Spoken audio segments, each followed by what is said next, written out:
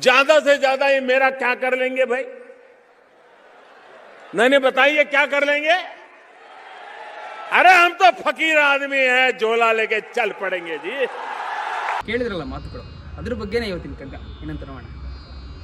ಜೋಳಿಗೆಯ ಪಿಡಿದು ನೀನೂರಿಗೆ ನಡೆದು ಹೇಳುತ್ತ ಹಾಡುಗಳ ಭಾರಗಳ ಮರೆತು ಬೀಳು ಮೇಲುಗಳೆಣಿಕೆ ಇಮ್ಮನವ ನಲುಗಿಸದೆ ಬಾಳ ನಡೆಸುವುದೆಂದು ಮಂಕುತಿಮ್ಮ.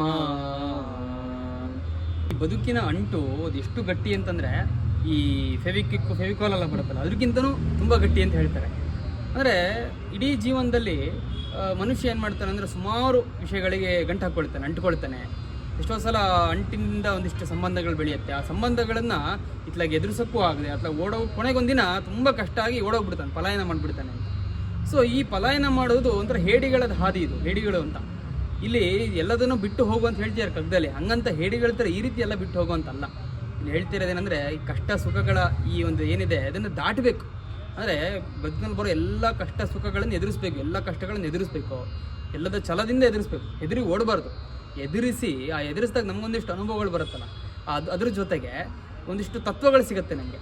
ಯಾವಾಗ ನಾವು ನಿಸ್ವಾರ್ಥವಾಗಿ ಬದುಕಿಗೆ ಶುರು ಮಾಡ್ತೀವಿ, ಅವಾಗ ಸುಮಾರು ವಿಷಯಗಳು ನಮಗೆ ಗೊತ್ತಾಗುತ್ತೆ.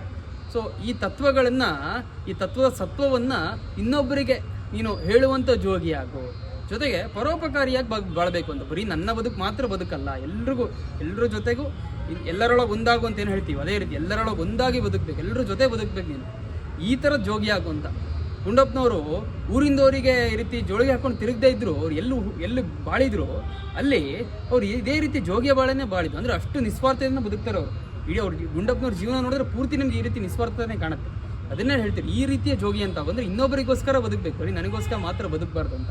ಸೊ ಇಂತಹ ತತ್ವವನ್ನು ಸಾರುವ ಜೋಗಿಯಾಗು ಅಂತ ಇಲ್ಲಿ ಹೇಳ್ತಾರೆ. ಇದು ಇವತ್ತಿನ ಕಗ್ಗದ ಒಂದು ಗೂಢಾರ್ಥ. ನಮಸ್ಕಾರಗಳು.